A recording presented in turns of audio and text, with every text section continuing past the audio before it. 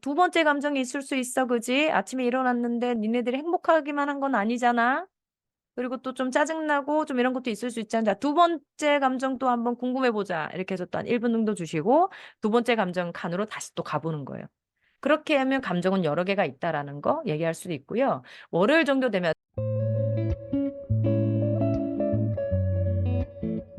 녹화는 되지만 네, 여러분들의 내용이라거나 뭐 여러분들이 말씀하시는 것들에 좀 귀한 부분이 있어서 혹시 제가 이걸 좀 공개를 해도 될까요? 싶으면 여러분께 언제나 여쭤봅니다. 여쭤보고요.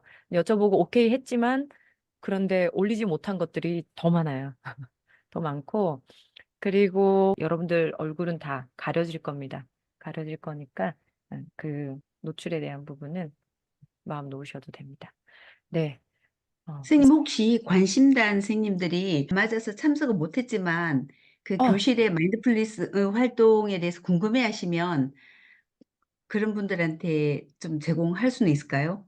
그래서 여기 계신 분들이 동의만 하신다면 음, 선생님들과 이렇게 공유하는데 네, 할 수도 있고요. 제가 전문 유튜버가 아니다 보니까 이 뭐죠 편집하고 이런 데 좀 문제가 되지만 네, 여러분들을 괜찮으시다 하면 선생님들과 부모님들께 이거 녹화를 공유를 하는데 여러분들 얼굴은 다 가려드릴 테니까 지금 화면 켜셔도 됩니다. 네, 얼굴은 공유를 하더라도 여러분들 얼굴은 다 가려드릴게요. 그러니까 화면 켜시고 참여하시면 될 것 같습니다. 지금 이제 막 들어오시는 분들이 계세요. 그 해운 최훈식 선생님이 아시는 선생님들, 관심단 선생님들 계시고 그리고 부모님들 카톡방에서 네, 오시는 분들이 좀 있으시고 그렇습니다. 이미 다 잘 알고 계실 것 같아서 그냥 간단히 저희 지난 겨울 집중 연수 때 우리 윤아 선생님, 달팽이 선생님에게서 마인드풀리스 배워봤잖아요. 근데 정말 가르쳐 주시고 싶은 게 너무 많은 애정이 진짜 담뿍 담겨서 어, 그렇게 이제 우리 교사를 위한 마인드풀리스는 했었고요. 실제로 교실에서 적용할 수 있는 거는 시간이 부족해서 그때 지나갔는데 선생님께서 분명히 그 부분에 대해서 우리한테 해주고 싶으실 것 같아서 제가 이제 연락을 드렸더니 기꺼이 너무 흔쾌히 오케이를 해 주셔가지고 이렇게 시간을 마련하게 되었어요. 일단 박수로 우리 좀 환영을 해볼까요? 네, 네, 모두들 고맙습니다, 선생님. 감사합니다. 네, 네, 관심단 선생님들, 아이들과 관계 심리학에 대해서 연구하시는 선생님들 그룹에 제가 초대를 아주 귀하게 받았죠. 그래서 마인드풀니스에 대해서 이야기를 좀 해달라 말씀하셔가지고, 네, 저번에 우리가 1월 달에 만나서 마인드풀니스에 대해서 얘기를 했습니다. 제가 강의를 요청을 받으면 그날 직전 혹은 그 즈음에 만나고 있던 아이들, 아동 상담실에서 만나고 있는 학교에서 만나는 아이들 영향을 언제나 좀 많이 미치고요. 이 얘기를 좀 해야겠다. 이번 달에는 이 방향으로 지금 생각이 많아진다. 그러면 그 방향으로 강의 내용이 잡히고 그리고 그때 상담하시는 뭐 선생님들이나 혹은 부모님들이 저에게 던지신 내용이 또 제 머릿속에 깊게 남아있으면 또 그 방향으로 가거든요. 그래서 요청을 받았을 때, 언제나 방법을 원하시잖아요. 언제나 솔루션을 원하시고. 그래서 아이들과 함께 할 수 있는 마인드풀니스 활동 자체를 한 시간 반 동안 해볼까? 그렇게도 생각을 했었는데요. 이 심리치료사로 있다 보니까 제가 늘 말씀드리지만 부모님들 심리치료 영국에서는요 아이들 상담 때문에 심리치료가 시작이 되면 심리치료사만 시작되는 게 아니고 보통 사회복지사 그리고 학교 관계자분들 이렇게 여러 명이 협력이 돼서 이렇게 서비스가 제공이 되거든요. 자, 그렇게 되는 모든 과정들이요. 우선 부모님의 상황을 좀 체크를 하고 부모님에게 직접 치료가 제공이 되기도 하고요. 그리고 아이들에게 또 직접 치료가 제공이 되면 이제 저 같은 사람이 배치가 되죠. 그런데 부모 교육이라고 하는 과정이 들어갈 때 이렇게 하십시오, 저렇게 하십시오, 막 이렇게 교육 내용 같은 것들은 사실 최우선 순위로 고려되지 않습니다. 뭐냐면 사람이 변화하는데 이거 해라, 저거 해라, 이걸 몰라서 안 되는 건 아니라는 걸 우선 알고 있는 것 같고, 그리고 그거를 알지만 할 수 없는 상황, 잘 안 되는 부분을 알고 있는 것 같고, 그리고 그런 걸로 변화가 되는 건 아니더라라는 게 있고, 그리고 제가 생각해 봐도 우리가 한국에 보면 육아책이 굉장히 많잖아요. 외국에도 많습니다. 그런데 제 느낌상 한국의 부모님들처럼 그렇게 육아책을 그렇게 많이 읽지는 않는 것 같아요. 유럽 분들은. 그렇게 많이 읽지는 않으시는 것 같고요. 그 육아 관련된 그런 뭐 웹사이트가 뭐 거국적으로 많이 있는데 전문적으로도 많이 있고 정보를 주는 봉사단체도 굉장히 많고 그렇지만 일반인들이 막 그렇게 육아책을 열심히 이렇게 읽고 그러지는 않는 것 같아요. 음. 근데 그 책들이 굉장히 많은데 이거 해라 저거 해라 이걸 읽고 나면 아 이렇게 하면 되겠구나. 아주 잠깐의 심리적인 편안함은 있을지 몰라도 행동으로 연결되는 건 또 다른 문제인 것 같고요. 그리고 그것들이 부담이 되는 것도 있는 것 같아요. 그래서 아이를 도와주기 위해서 혹은 가정을 도와주기 위해서 가족 상담 서비스가 들어가거나 아동 상담 서비스가 들어갈 때 부모를 컨택해야 되는 경우가 있을 때 직접적으로 그분들의 마음을 편안하게 해주는 1차적인 서비스가 먼저 제공이 됩니다. 그래서 교육을 한다거나 이렇게 하십시오, 저렇게 하십시오. 그런 내용들이 먼저 서비스에 들어가지는 않는 것 같아요. 그래서 부모님들이 먼저 본인들의 마음이 편안해지고 본인들이 어려움이나 뭐 불안증이나 우울증이나 혹은 스트레스나 이런 걸 직접적으로 개인 상담 같은 거라고 생각하시면 돼요. 본인이 먼저 편안해지는 상황이 먼저 되어야 하고요. 그리고 아이랑 부모랑 상담사랑 세 명이서 현장에서 같이 우리가 다이아드 솔루션이라고 얘기하는데 요렇게 같이 들어가는 그래서 현장에서 부모님이 지금 이 순간에 편안한 마음을 가질 수 있는 것. 그리고 그 에너지가 그 정서의 공기가 아이에게 그대로 경험이 되는 그 현장을 만들어 주는 데 집중하지 부모님에게 이렇게 하십시오, 저렇게 하십시오. 컨설팅 같은 그런 치료 서비스는 거의 없어요. 그런 서비스는 보통 이런 경우가 있죠. 이제 저도 참여를 하는데 ADHD 진단을 받은 부모님들을 도와주는 그런 워크숍 같은 거 있어요. 6주, 8주 이렇게 참여를 합니다. 자, 이거는 교육을 받겠다라고 대놓고 모은 경우인데도 불구하고 수업 내용은요. ADHD가 무엇인가, 아이들이 어떤가 이런 내용을 직접적으로 수업하지 않고요. 언제나 지금 그런 아이들과 생활하시는 여러분들은 어떤 마음이십니까? 무엇이 힘드십니까? 이런 것들을 더 많이 이야기를 해요. 음. 근데 이게 뇌과학적으로 우리 학습의 방향을 봐도 마찬가지인 것이 제가 아이들 학습, 뭐 공부시키는 거 이런 거 가지고도 이제 질문을 많이 받는데 그 학습과 관련된 과학적인 교재 그 서적들을 여러분들이 읽어보셔도 좀 공통되는 부분들이 있어요. 그게 뭐냐면 학습에 대한 관계성, 학습에 대한 정서적인 관계성이 중요하다는 얘기를 많이 하고 있습니다. 그래서 그 정서가 우선 편안하게 되어 있고 난 뒤에 학습으로 구체적인 과정이 들어가야 되는 거지 학습을 하겠다라고 해서 학습에 막 달려가서 학습을 이렇게 하는 거 저렇게 하는 거고 이걸 달려가는 건 도움이 안 된다는 거죠. 그러니까 예를 들면 이런 식이에요.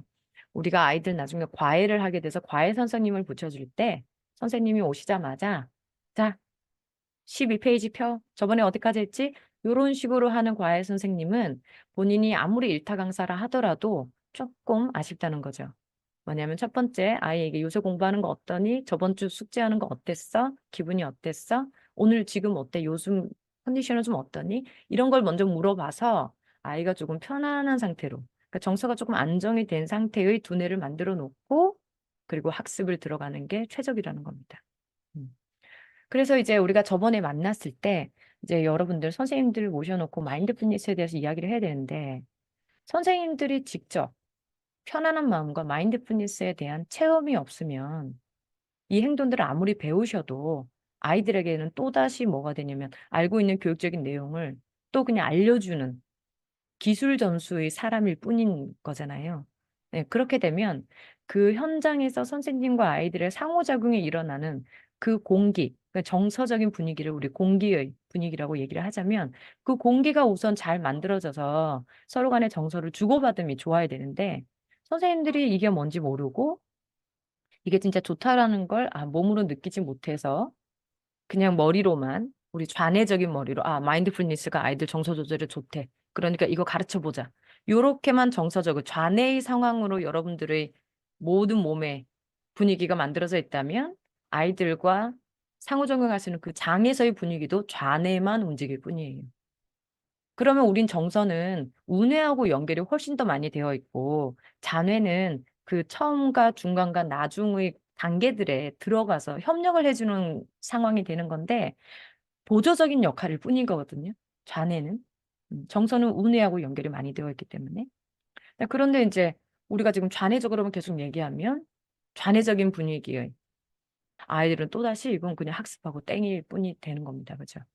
그래서 저번 주에 이제 1시간만 만나실 때는 마인드풀니스를 몸에 조금 담아가시도록 말씀드리고 싶어서 이제 활동 같은 거, 우리가 직접 하는 활동 같은 걸 좀 했습니다. 근데 그 정도의 느낌으로도 좀 편안하다, 시원하다, 조금 차분해진다 느낄 수 있는데 그거는 이틀, 3일 지나면 없어져요. 잠깐 몸에 담아놨던 건 잠깐 스쳐서 또 잘 나갑니다.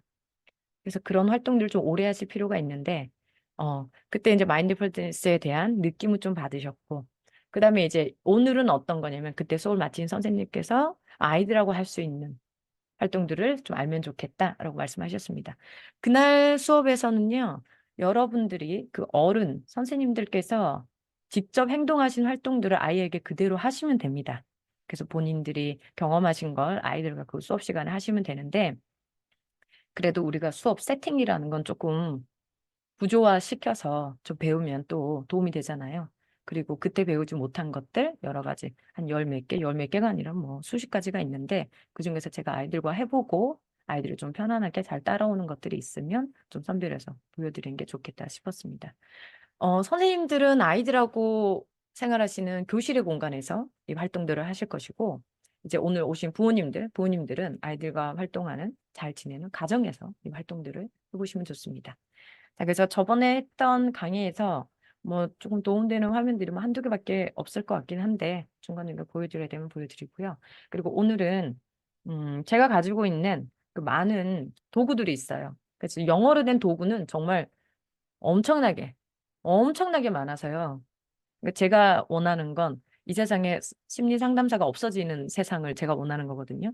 그래서 자기가 가까이 있는 그 단위의 그런 시스템들 있죠. 가정의 단위, 그다음에 친구들과의 단위, 지인과의 단위, 그다음에 직장 동료 중에서 친한 직장 동료들과의 단위, 서로가 서로에게 심리 치료적인 치료제이면서 이 심리 치료적인 활동을 제공하면서 받기도 하고 제공하면서 받기도 하는 가장 제일 처음에 우리 사회적 동물, 인간이라고 했던 그 모습이 다시 잘 재현이 돼서 심리 상담 치료 이런 직업군이 아예 없어졌으면 좋겠다. 뭐 이런 생각을 좀 하고 있거든요. 그래서 가정에 계신 부모님들께서도 준 심리치료사가 되셨으면 좋겠다. 그런 마음으로 이제 제가 따로 시간을 좀 내서 이렇게 하고 있는데 요 분들이 가정에 요 도구가 있어서 되게 좀 사용하기가 쉬우면 참 좋겠다 생각을 하고는 있었어요. 음. 그래서 요거를 한글로 어떻게 좀 번역하고 이미지 그리시는 선생님들도 좀 초빙하고 이렇게 딱 만들어가지고 요런 어떤 사회적 기업이 되면 되게 좋겠다 생각을 좀 지금 하고 있는 중이에요. 오늘도 방금 전에 여러분 만나기 전에 AI 이미지 생성 툴은 도대체 어떻게 하는 건가 뭐 공부하고 요걸 요렇게 어떻게 그릴까 생각을 했거든요. 이 카드 데크가 뭐 제가 손에 많이 들고 있어요. 이렇게 막 되게 많이 있습니다.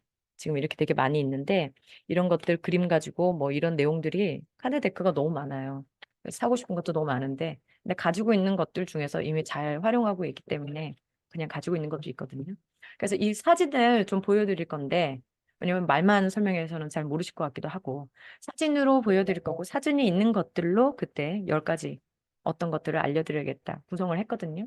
그래서 그거 가지고 사진은 그냥 머릿속에 잘 저장을 하시고요. 시간 마치시고 나서 내용을 들으신 뒤에 이 저작권의 문제가 좀 있어서 그렇긴 합니다만 어쨌든 어, 워드 파일이나 이런 데가 지금 이 사진 이걸 이대로 찍어가지고 드릴 테니까요. 선생님들이나 어머님들 원하시는 분들 있으면 채팅창에 채팅방 저희 단체 채팅방에 혹은 저희 개인톡으로 주셔야 되겠네요. 개인톡으로 주시면 본인의 이메일과 저한테 주시면 제가 이거 사진 딱 찍어가지고 워드 파일로 드릴 테니까 가정에서 혹은 교실에서 자르셔가지고 이런 지금 요렇게 카드로 이렇게 만드셔가지고 우선은 가지고 계시고요.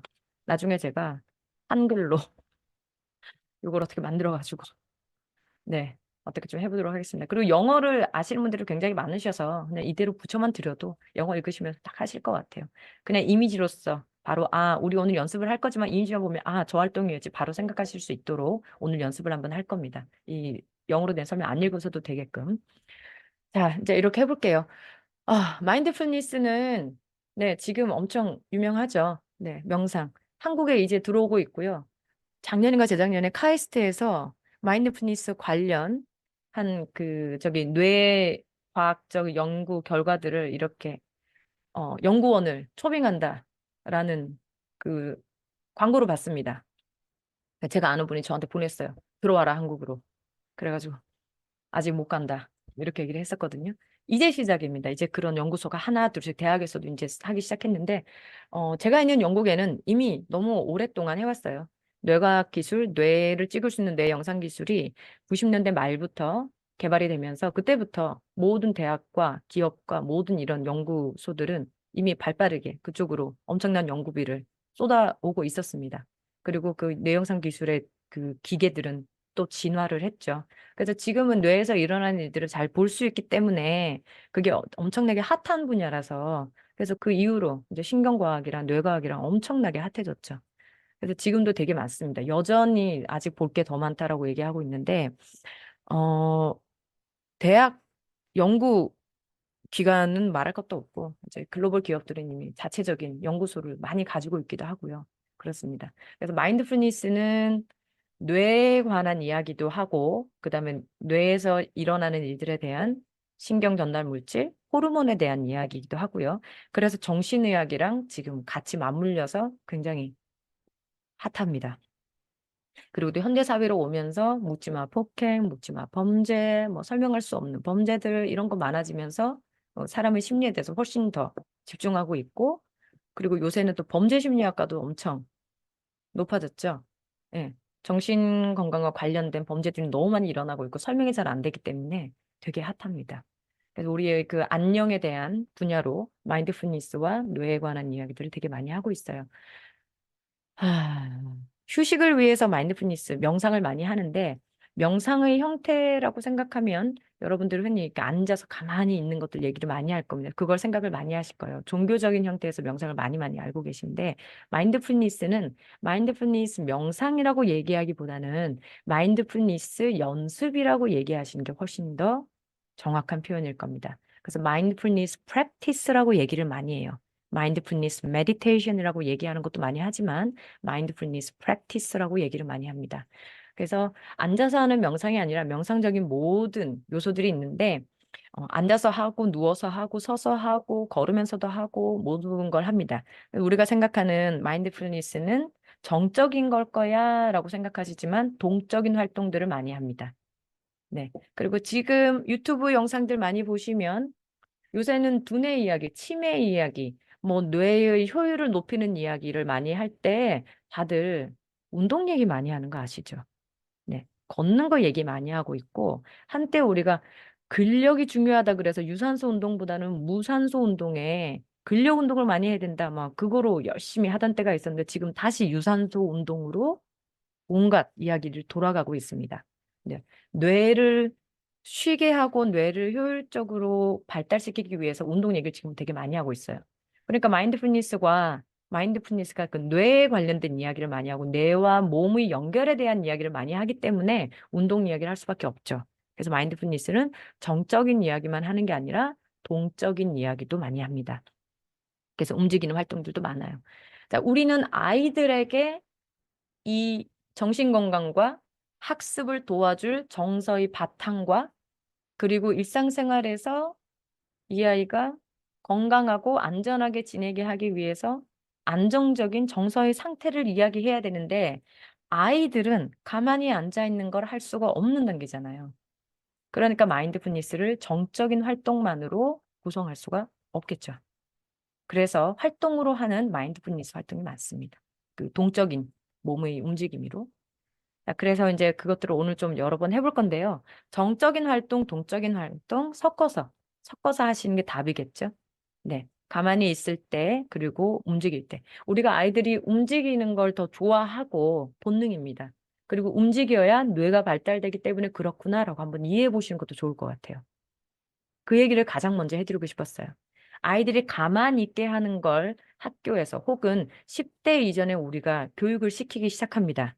그게 가능한 나이다 해서 만 5세, 6세, 7세부터 학교에 부르는 결과가 나온 거잖아요. 이제 조금 앉아 있을 수 있다라는 것이지 앉아 있는 게 완벽하게 된다라는 건 아닙니다. 이제 시작을 하는 거예요.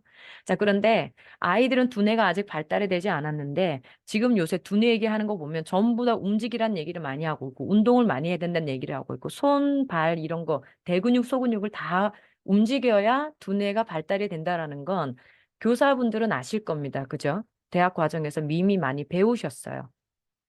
자, 그런데 그렇기 때문에 우리 아이들이 가만히 못 있는 게 정상이다라는 마음을 먼저 가지셨으면 좋겠습니다.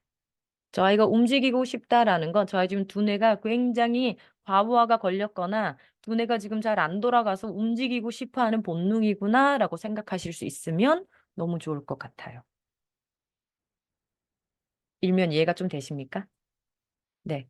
자, 우리는 아이들에게 마인드풀니스라는 활동을 소개할 거예요. 아이들은 잘 모를 수도 있습니다. 근데 영국이나 미국에서는 마인드풀니스 수업이 들어가면 마인드풀니스가 뭐다라는 얘기부터 시작하고요. 뇌가 어떻게 된다라는 것도 조금 설명하고요. 그래서 우리는 마인드풀 활동들을 중간중간에 하고 이렇게 합니다. 하지만 여러분들은 그거 설명하실 수도 있고 설명을 하지 않으실 수도 있어요.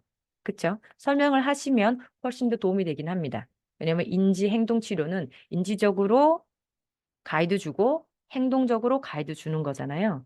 그래서 마인드풀니스가 뭐다? 혹은 마인드풀니스라는 용어는 설명하지 않으셔도 야, 우리의 뇌는 가만히 있는 뇌, 가만히 생각하는 뇌, 좌뇌가 있고 이미지와 색깔과 그림과 오감으로 그 인지를 하는 우뇌가 있고 그 두 개가 우리 몸이랑 연결되어 있어. 그지? 라고 이렇게 뇌과학에 관한 뇌와 몸에 관한 사이코 에듀케이션을 먼저 간단하게 해주신 뒤에 자, 우리는 이제 몸으로 움직여서 이 뇌를 도와주자 라고 얘기하시는 거 도움이 됩니다. 그렇죠? 자, 이렇게 수업하시고 하셔도 좋죠. 어, 아이들은 뇌가 아직 발달이 안 된 상태다. 이 아이들은 아직 뇌 발달을 일어나는 과정에 있다. 그렇기 때문에 우리의 뇌는 움직이는 걸 좋아한다라는 마음가짐을 먼저 어른이 가지고 아이를 바라보시는 게 중요합니다. 그래야 아이들이 움직일 때, 가만히 못 있을 때 여러분 자신이 그런 아이들을 통제하려고 스트레스가 올라오고 통제가 잘 안 됐을 때 화가 날 수도 있고 아이가 미워질 수도 있고 통제를 잘 못하는 나 자신에게 실망하거나 미워질 수도 있고 그냥 그 상황 자체가 그 이런 삶 자체가 짜증이 날 수도 있고 정서적으로 불안정으로 넘어가게 되죠. 네. 그래서 중요한 것이 지금 이 모든 사람과의 관계, 사건이 일어나는 현장, 이런 것에 대한 나의 마음가짐이 어떤가가 훨씬 더 기초적이고 기본적인 교육이 될 거예요. 그래서 마인드풀니스는 단순하게 이런 활동을 한다고 해서 아, 정서적으로 도움이 된대. 아, 두뇌에 도움이 되는 방향으로 고안된 활동들이래. 아, 그래서 두뇌가 좋아질 거야.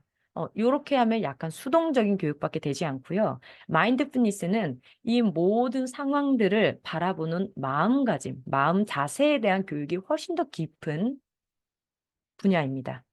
그래서 마인드풀니스를 할 때는 보통 한 10가지 내외의 교육 내용들이 있어요. 그 10가지가 내용들이 저번에 수업을 할 때 선생님들하고 할 때 제가 그 내용을 얘기하지는 않은 것 같아서 그 10가지 내용이 뭐 어떤 것들이 있나 그거 먼저 보여드릴게요. 그리고 아 이런 자세들을 계속 마인드풀니스 활동할 때 한 번씩 언급을 해야 되는 거구나라고 생각하시면 좋습니다. 한번 이제 찾아보도록 할게요. 제가 적어 놓았을 것 같은데 네, 여기 있네요.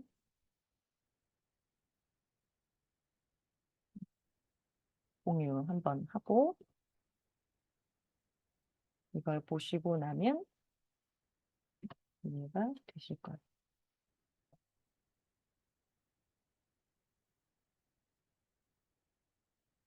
네. 화면 보이시나요? 네. 화면 보이시죠? 마인드풀니스 마음 자세라고 해서 지금 10가지 정도 있습니다. 뭐 6가지 얘기하는 것도 있고 10가지 얘기하는 것도 있고 막 그렇습니다. 자, 근데 첫 번째는 비판단의 자세를 계속 언급하고 그 활동들로 이 자세를 계속 유지시켜 줍니다. 뭐냐면 우리가 중간에 요가 동작을 할 때도 있고요. 막 발 하나 들어서 이렇게 막 중심 잡기 이런 것들도 할 때가 있습니다. 근데 그게 안 될 때마다 아이들이 난 이거 못해. 쟤는 저거 잘하네. 나는 왜 운동을 이렇게 못해? 나는 운동은 진짜 못해. 난 잘하는 게 없어. 이렇게 생각을 하는 사람들이 있고요. 또 그리고 우리가 그 행동할 때 어머 몸이 늙었네. 어머 어떡하냐. 아유 이제 뭐 다 됐다 다 됐어. 이것도 못하네. 요렇게 끝내면서 늙은 것이 너무 힘들다." 이렇게 정서적인 상태로 넘어갈 때가 있어요. 음. 그래서 그때 우리가 가져야 하는 마음가짐, 자세들이 있습니다. 그래서 그렇게 넘어갈 때마다 넘어가는 것 자체는 문제가 안 돼요. 넘어갔다가 다시 돌아오는 회복 탄력성이 있느냐 없느냐가 문제인 건데 넘어가는 것 자체는 문제가 아닌데 그 상태에서 계속 오래 넘어가거나 혹은 그 상태에 오래 있었던 아이들인 경우는 아주 잠깐 그렇게 촉발시키는 순간이 와도 정서가 뚝 떨어지곤 해요. 그래서 하루 종일 우울증이 갑자기 생기기도 하고 갑자기 불안해지기도 하고 그렇습니다. 그래서 불안증과 우울증을 촉발시키는 어떤 사건들이 계속 있고 그 사건들에 따라 이 아이들이 머릿속에서 생각이 떠오르고 정서가 훅 밀려가는 때가 있어요. 그렇기 때문에 그거를 막아주기 위해서 예를 들면 선생님들 같은 경우 이런 거죠. 지금 학교에 왔는데 우리는 학교 오기 직전에 이 아이가 아침에 집에서 엄마 아빠랑 형제들이랑 무슨 일이 있었는지를 몰라요. 근데 그 사건에 따라서 정서가 일어나면 그걸 그대로 몸에 심어서 학교로 가지고 옵니다. 그런데 우리는 이 아이를 등교시에 처음 만났는데 어떤 아이는 맨날 등교 때마다 화가 나 있어. 어떤 애는 등교 때 기분이 좋더니 좀 있다가 달라. 이럴 때가 있죠. 그때마다 우리가 해야 되는 건 뭐냐면 어른으로서 언제든 누구와 어떤 아이들과 만날 때마다 내가 지금 중간 개입자가 된다라는 생각을 하시면 좋습니다. 나를 만나기 전에 이 아이가 어떤 정서였는지 모르기 때문에 나는 언제나 나를 만나면 이 아이가 안정의 정서의 방향으로 갈 수 있도록 내가 좋은 촉매제가 되어줘야겠다 생각하시면 되죠.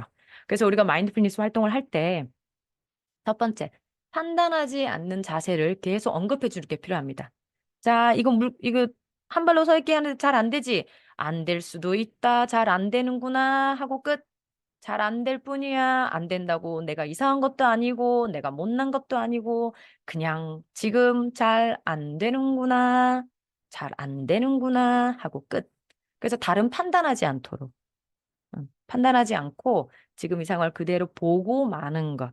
그걸 선생님들이 활동하시면서 엄마, 아빠들 활동하면서 그대로 말을 계속 뱉어주시면 돼요. 비판단의 동작을. 그쵸? 그러면 이거를 한번 제가 이제 한번 해볼게요. 우리가 동작을 한번 해봅시다. 얘기 나온 김에. 자, 여러분들께 마인드풀니스는 요가하고 굉장히 연결이 많이 되어 있어요. 왜냐면 마인드풀니스의 핵심은 뭐냐면 지금처럼 이렇게 인지적인 어떤 마음가짐 자세 이런 것들이 프로그래밍 돼 있기도 하지만 마인드풀니스의 핵심은 머리, 가슴, 배, 몸 중에 몸에 집중하는데 조금 더 프로그램이 많이 되어 있습니다. 왜냐면 몸에 집중하는 순간 이 뇌에서 보면요.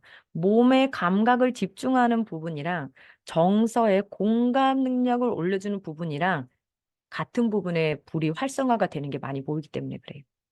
그래서 몸의 감각에 궁금해하고 몸의 감각을 알아내고 몸의 감각에 마음을 집중하는 그 순간, 그 모든 순간들이 나의 정서적인 뇌 변형계를 좋게 활성해 주는 부위랑 동일하구나 생각하시면 됩니다. 그래서 몸에 집중하는 활동을 많이 해요. 그리고 마인드풀니스는 호흡을 이용해서 정서적인 편안함을 지금 바로 수혈받는 응급키트 같은 겁니다. 그래서 자율신경계를 호흡으로서 바로 조절하겠다는 거거든요. 그래서 불안정으로 간 자율신경계를 안정으로 데려오는데 가장 응급으로 쓸 수 있는 게 호흡입니다. 그래서 호흡을 안정화시키는 과정을 굉장히 많이 해요. 그래서 요가가 그 두 가지를 집중적으로 하죠. 동작을 계속 유지하면서 호흡을 계속 편안하게 연결시킵니다. 그래서 요가가 되게 많이 되고 있고, 미국이나 영국에서는요, 심리치료사분들이 요가 클래스를 많이 열어요.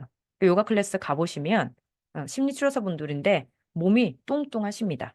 이렇게 날씬하고 유연하고 그렇지 않아요. 심리 치료적인 활동으로 하는 걸로 요가를 하고 계시기 때문에 그래요. 그래서 우리는 몸으로 동작하는 걸 많이 할 건데, 한번 볼게요. 그 아이들에게 우리 지금 요런 활동을 할 때가 있어요. 여기에 그림이 있는데. 자, 그림 카드 보이시나요? 그림 카드 보이시죠? 뭐라고 돼 있냐면, 춤을 추거나 몸으로 지금 나의 감정을 표현해보자 라고 얘기해요. 근데 우선 제일 먼저 우리는 뭘 해야 되냐면, 감정 단어를 우선 아이들이 좀 알고 있어야 돼요. 그래서 여러분들의 교실이나 여러분들의 그 집에 감정 단어가 착 적혀 있는 차트가 하나 우선 있으면 좋겠어요. 차트가 하나 있으면 좋은데, 그거는 좀 카테고리별로 좀 나눠져 있으면 좋겠습니다. 영어로는 너무 많은데요. 한글로는 저도 만든 것도 없고 만들어지는 것도 없고 해서 여러분들에게 워드 파일의 자료를 드릴 때는 영어로 돼 있는 거 그대로 제가 드릴게요. 그럼 여러분들이 번역하시거나 이러면 딱 본인 그냥 읽어보셔도 아실 수 있는 거거든요. 그래서 그걸 종이를 딱 꺼내셔가지고 이제 카테고리별로 한글로 적으셔가지고 냉장고나 이런 데 붙여놓으시고 혹은 교실에 붙여놓으시면 좋습니다. 그러면 이제 색깔별로 좀 나누실 거예요. 그래서 뭐 행복한 감정, 네. 감정의 발견 무드미터 100가지 감정 표현이 있습니다. 네.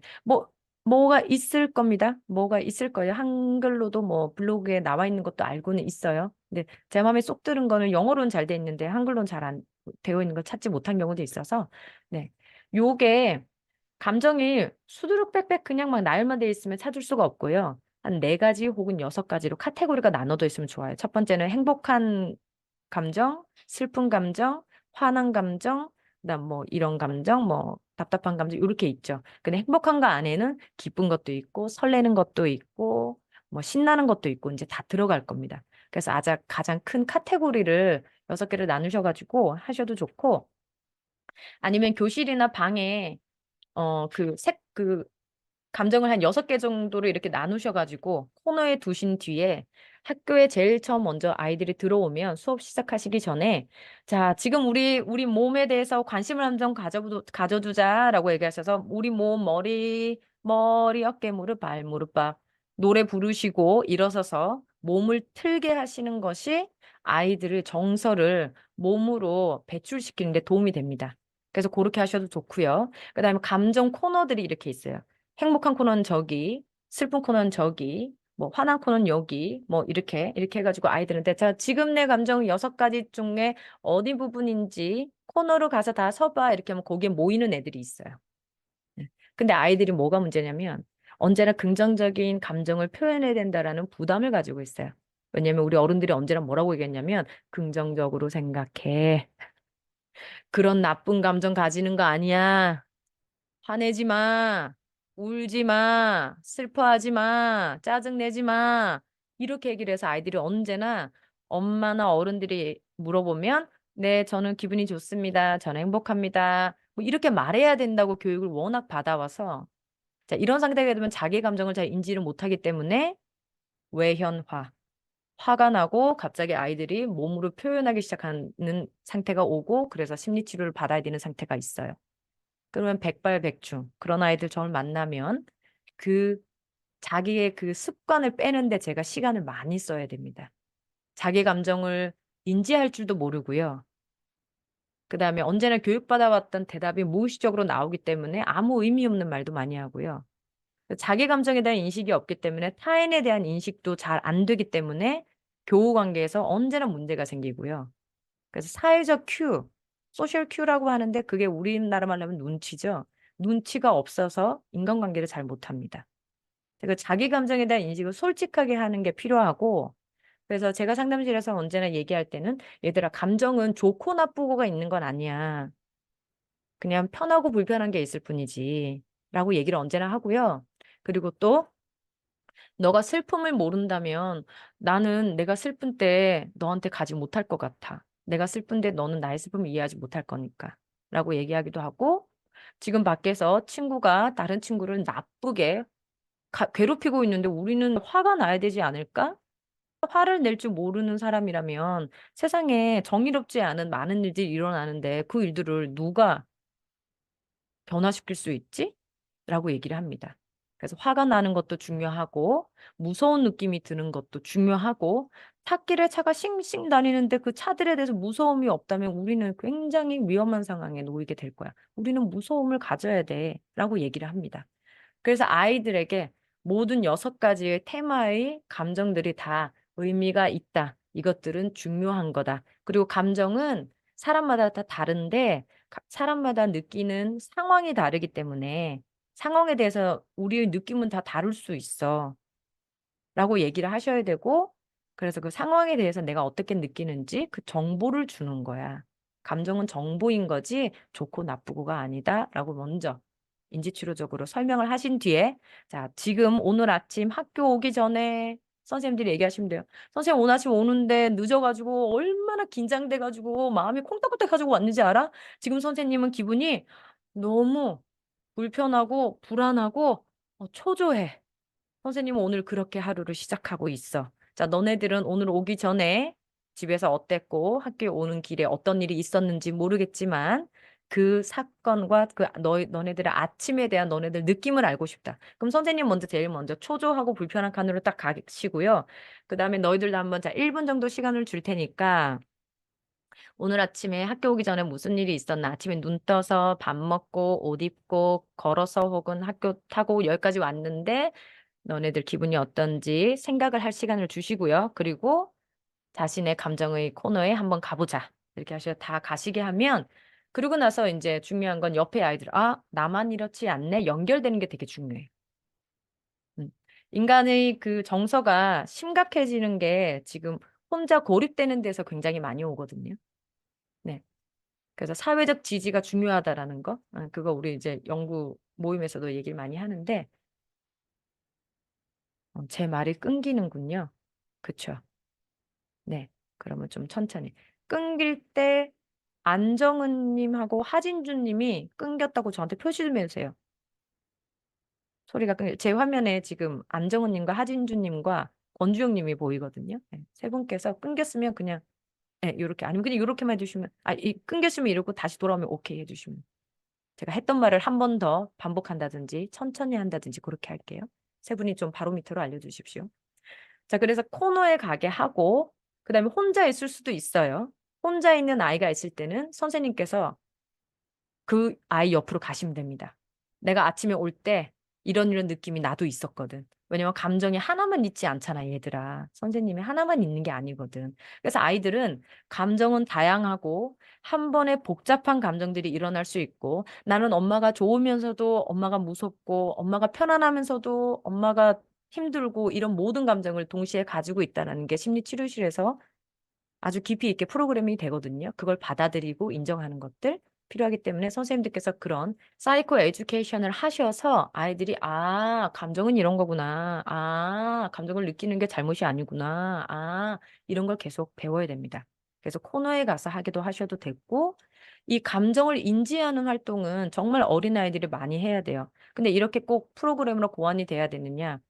원래는 엄마 아빠랑 대화를 하면서 이런 걸 계속 배워야 되거든요. 엄마 아빠가 아이들에게 어떤 사건이 있었을 때, 동생이나 친구랑 싸웠을 때 싸우지 않기 위해서 해결책만 자꾸 주시는데 그게 중요한 게 아니라 싸울 때 어떤 느낌이었어? 그렇게 말하니까 너는 싫었구나. 말은 괜찮았는데 그 행동이 싫었던 거구나.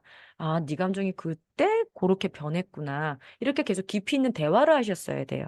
근데 그게 없고 요새는 자꾸 행동 위주로 결과, 완성에 대한 얘기만 많이 하기 때문에 이 정서랑 행동이 연결되어 있다는 교육을 받을 곳이 없어요.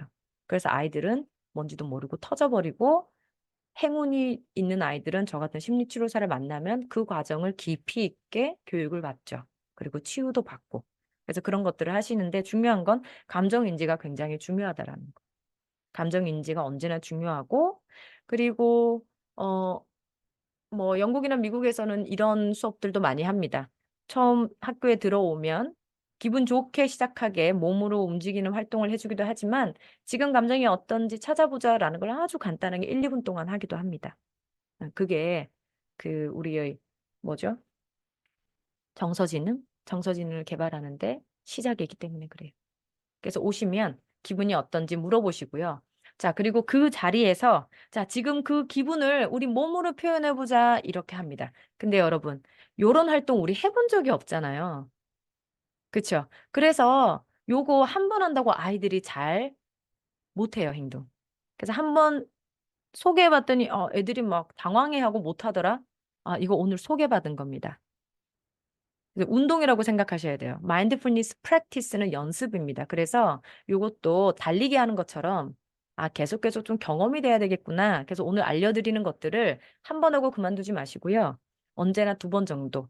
그래서 뭐가 좋냐면 아침에 아이들 만날 때, 그리고 저녁에 아이들 보낼 때, 딱 이렇게 뭐 한 10분 정도씩 프로그램을 하셔서 오전에 한번 해보고, 오후에 한번 해보고. 그러면 아이들이, 아, 이제 저 말이 뭔지 알겠다. 이렇게 되거든요. 그리고 또 다음 날에 또 한 번 더 해보시면 좋습니다.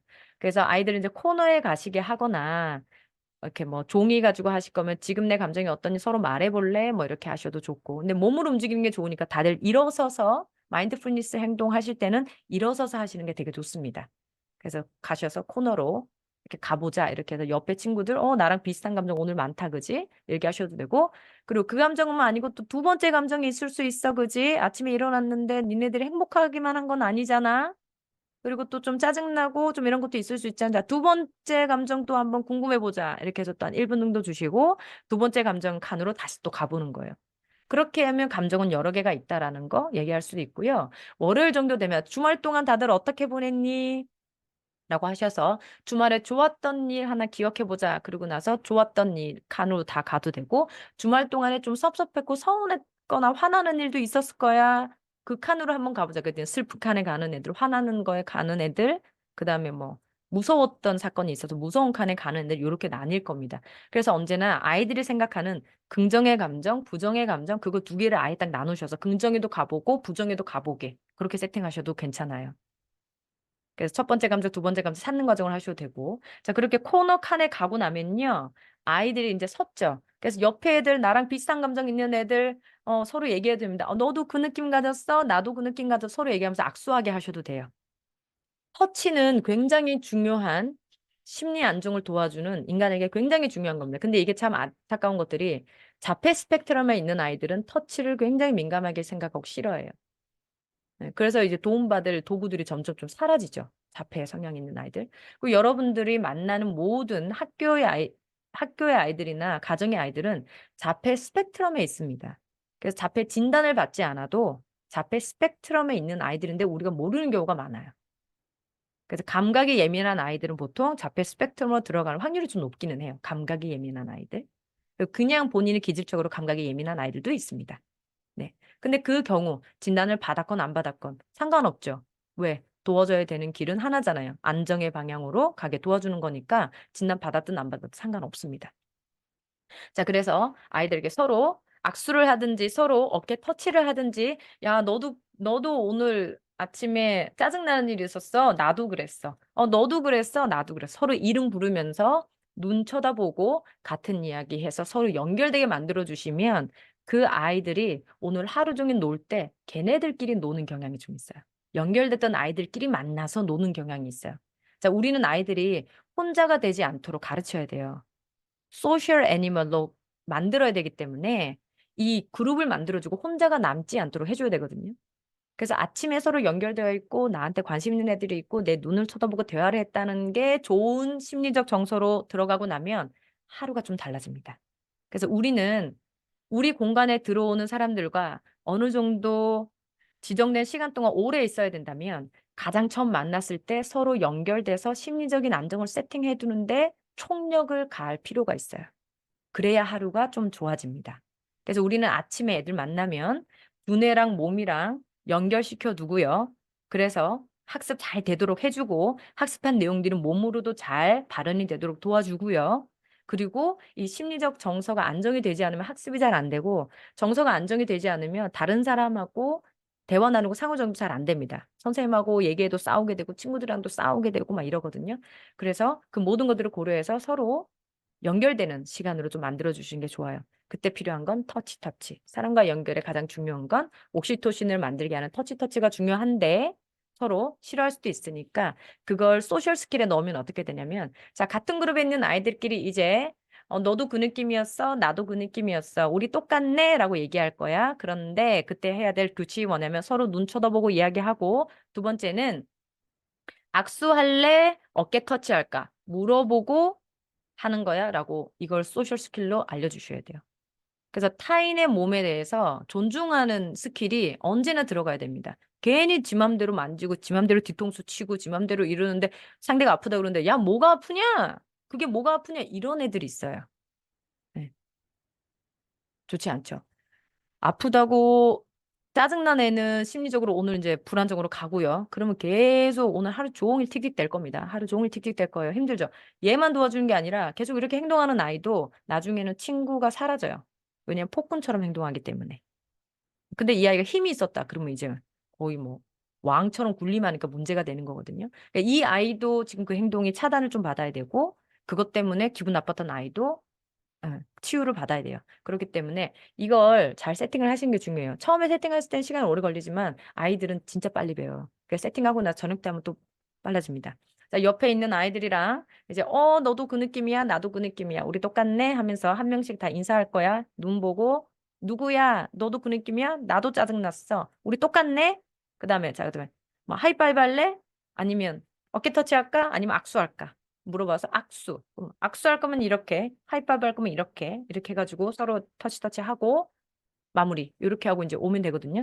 자, 그렇게 하고 나서 이제 거기서 머무시는데 이 행동을 하시면 좋습니다. 자, 지금 그 느낌을 몸으로 표현해 보자.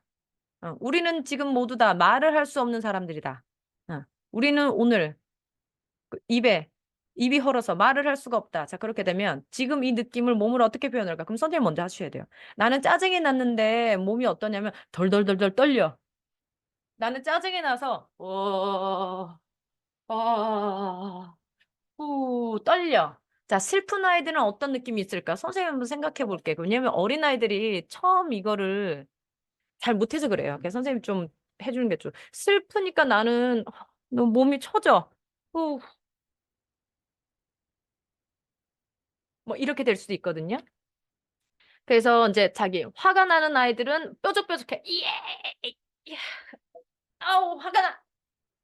이렇게. 그렇게 해서 몸으로 자꾸 연습을 하게끔 하는데 아이들 정답은 없다, 아이들아. 정답은 없어. 옆에 아이들이 어떤지 따라할 필요 없고 너는 그 마음이 들어서 그냥 바닥에 누워있고 싶으면 눕고 벽에 기대고 싶으면 기대고 돌돌 구르고 싶으면 구르고 방방 뛰고 싶으면 뛰고 너의 그 감정을 상대방에게 알려야 될 때 우리 스피드 퀴즈 하는 것처럼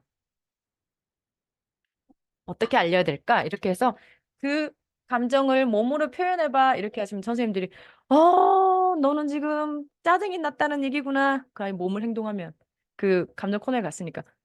우리 눈에는 그렇게 안 보이더라도 이렇게 해주면 진짜, 저기 자, 슬픔에 칸 애들을 다 한번 보자. 그래서 다 같이 구경하는 것도 좋아요. 슬픔에 칸 아이들 행동. 이렇게 하면 애들이 다 구경하고 웃고 행동하고 이렇게 되거든요. 그래서 이 동작이 뭐가 중요하냐면 아이들이 계속 뭐를 생각해요. 슬픔, 슬픔, 슬픔을 어떻게 표현하지? 슬픔. 그래서 그 감정에 계속 머무르는 교육이 되고 있는 중입니다. 네. 그리고 이걸 어떻게 표현하지? 이게 있어요. 네. 그럼 이 아이들이 이 행동, 나는 슬플 때 심장이 두근두근, 그럼 화가 날 때 심장이 두근두근, 그럼 두근두근, 두근두근, 두근두근, 아니면 두근두근, 두근두근, 두근두근, 이렇게 하기도 하거든요. 그리고 아무 의미 없이 하기도 해요. 모르겠고, 그냥 나는 벌렁 누울란다. 그럼 누우면 되는 거예요. 그래서 몸을, 행동을 하도록 하는 게 좋습니다. 그래서 이 감정에 대한 단어를 그렇게 한번 깊이 있게 생각해 보면서 아이들이 좀 즐겁게 서로 구경하면서 하는 게 되게 좋아요. 자, 그리고 이제 우리는 그러면 동적인 거 하나 했으니까 이제 이렇게 하고 나면 이제 수업에 들어가면요 애들이 막 들떠가지고 이제 막 선생님 더 해요 뭐 딴 거 해요 막 이러거든요. 그럼 이제 좀 차분하게 이제 가라앉혀야 되잖아요. 가라앉힐 때는 언제나 호흡을 이용하시면 좋습니다. 자, 자리에 다 앉고 자, 우리 모두 이런 감정이 있구나. 이런 감정 바뀔 수도 있고 더 심해질 수도 있고 세상이 그렇다. 여러분들이 계속 그 감정을 바꾸라고 노력하라는 얘기를 안 하셨으면 좋겠어요. 네. 그게 바로 받아들임입니다. 네, 받아들임. 여기죠. 두 번째 거, 받아들임. 받아들임이 뭐냐면요. 그냥 그대로 있으면 받아들임이에요. 거기에서 뭔가 액션을 취하면 받아들이지 않겠다는 의미로 오해하는 사람들도 있어요. 내 슬픔이 싫어서 지금 행복으로 바꾸시는 거예요? 이렇게 얘기하거든요. 나의 슬픔을 받아들일 수가 없으세요? 이렇게 되거든요. 그래서 그냥 그대로, 그 감정이 그렇구나. 감정아, 고마워. 지금 내가 어떤지 정보를 줘서 고마워. 오늘 내가 좀 조심하던지 바꾸던지 그건 잘 모르겠다. 그건 내 선택이고. 근데 내가 어떤지 알려줘서 고맙다. 그래서 감정에게 언제 고맙다라고 행동하시는 거, 권유하시는 것도 좋습니다. 그래서 감정에 대해서 자꾸 거부감이 들지 않도록. 그 감정에 대해서 자꾸 선호도가 생기지 않도록. 나는 기쁘고 즐거운 건 좋은데 우울하고 화나는 건 싫어. 그래서 그 감정 올 때마다 피하는 애들도 있고요. 그 감정 올 때마다 겁이 나가지고 나 이러다가 우울증 걸리는 거 아니야? 이렇게 막 건강연료 쪽으로 가는 경우도 있어요. 그러니까 감정 자체는 그게 뭐든지 간에 알려줘서 고맙다라고 클래스를 마치시는 게 좋습니다. 그래서 마치실 때 자기 감정을 다 받아들일 수 있게. 자, 자기 감정 가지고 대답해 보세요. 짜증아, 알려줘서 고마워. 무서움아, 알려줘서 고마워. 기쁨아, 알려줘서 고마워. 슬픔아, 알려줘서 고마워. 그리고 마지막, 감정아, 알려줘서 고맙다. 이렇게 얘기하시고 이제 돌아오시면 돼요. 그래서 그 받아들이는 걸 계속 여러분들이 말로써 아이들에게 자꾸 하셔야 돼요. 너 슬펐구나. 그리고 끝. 슬프지 마. 라고 고쳐주신다면 슬픔을 받아들이지 못한다는 반증일 수도 있어요. 네, 그래서 이제 그렇게 생각을 해보시고 이제 자리에 앉았습니다. 그죠? 자리에 앉았고 이제 학습을 해야 돼요. 이제 돌아다닐 수는 없는 거예요. 앉아야 되니까 40분, 50분. 자, 그때 할 수 있는 그럼 정적인 호흡으로 안정의 과정으로 들어가야 되겠죠? 자, 그때 하기에 좋은 것이 바로 요겁니다. 음. 손가락, 자, 손가락 다들 펴봐. 네, 손가락 꺼내셔가지고 다들 손가락 한번 꺼내십시오. 네, 권주영님, 하진주님 손가락 화면 있으셔서. 자, 손가락 꺼내서 다 자기 손가락 한번 들여다보자. 내 손가락 어떻게 생겼나. 잘 봐봐. 5개. 손가락 6개 있는 사람 알려줘. 손가락 4개 있는 사람 알려줘. 5개. 그지? 자, 5개. 자, 우리는 손가락 따라서 호흡을 할 거야. 자, 엄지손가락부터 새끼손가락 갈 건데 손가락 외곽선 따라서 올라갈 때는 들이마시고 내려올 때는 내쉬게 할 거다. 자, 봐봐. 들이마시고 코로 들이마시고 입으로 내쉬고 하. 다시 코로 들이마시고 올라갈 땐 들이마시고 내려올 때 하. 입으로 내쉬고 다시 올라갈 때 들이마시고 내려올 때 하. 다시 올라갈 때 들이마시고 내려올 때 하. 마지막 올라갈 때 들이마시고 내려올 때 하. 자, 됐죠?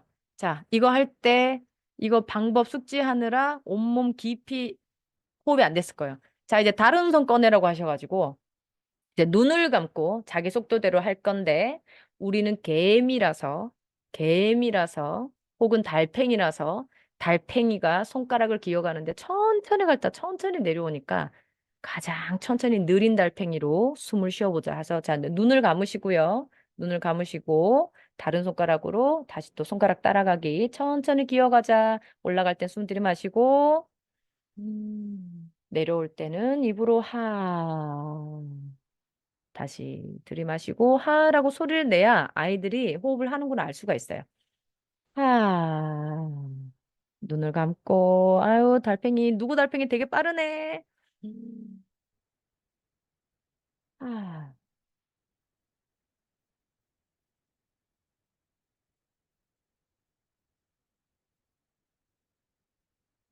자, 마지막 손가락 먼저 간 달팽이도 있구나. 하. 그리고 눈을 뜨면 돼라고 얘기하시면 돼요. 이거 1분 정도 걸리는데요. 처음엔 애들이 못해요. 그럼 집중해라고 막 이렇게 막 혼내지 마시고요. 시작이니까 네 그렇게 딱 하시면 되고요. 두 번째는 또 뭐가 있냐면 세모네모가 있어요. 세모네모는 뭐냐면 네 네모를 손으로 크게 그리는 거예요. 자, 니네가 그릴 수 있는 가장 큰 네모를 한번 그려봐라. 우리는 이 네모를 따라서 호흡을 할 거니까 네모가 손가락으로 작으면 호흡을 조금만 하고 말아요. 그래서 네모를 크게 그리시는 걸 알려주셔야 돼요.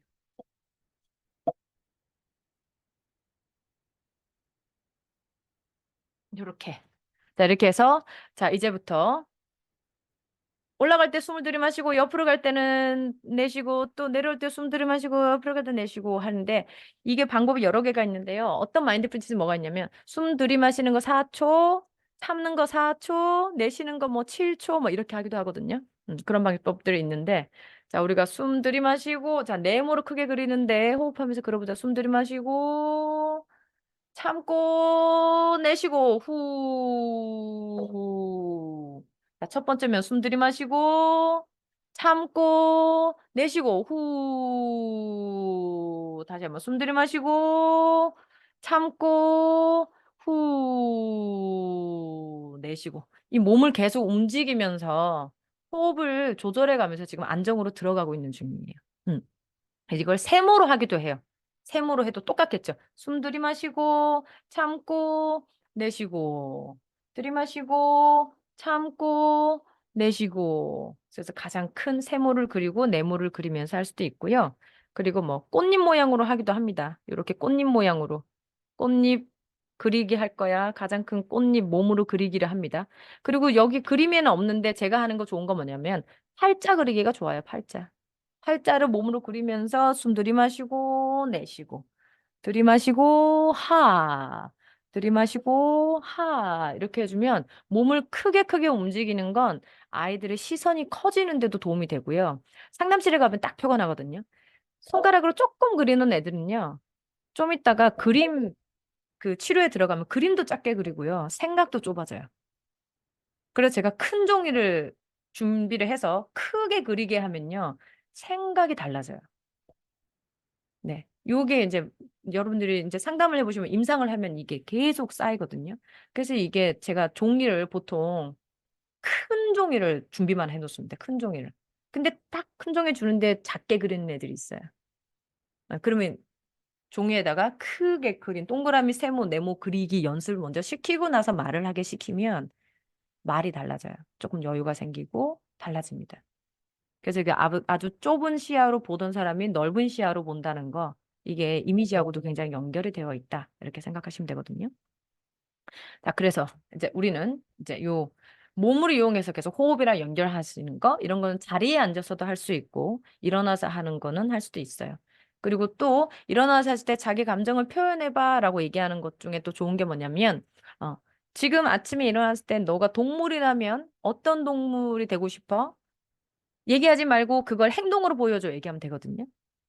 그러면 토끼 모양 하는 애들도 있고 뭐 사자 하는 애들도 있고 그래요. 그래서 자꾸 몸으로 표현하는 걸 먼저 한 뒤에 감정을 물어보신 뒤에 그다음에 감정으로 몸을 표현하는 걸 하면 비슷한 걸 하기도 하고 몸으로 푸는 게 뭔가 생각하기도 하고 이게 우리가 뭐라 그러냐면 우리 그 비계 설정하는 거죠. 스캐폴딩. 그죠? 우리가 가야 될 행동 목표를 먼저 알려주면 안 될 것 같으니까 그 전에 풀어놓고 시작하는 거죠. 미리 조금씩. 네. 그래서 그걸 하셔도 되고 아침에 아주 간단하게 한 달에 한 번 정도는 이제 선생님하고 이제 우리의 머리와 마음과 몸을 연결시켜서 건강하고 안전하게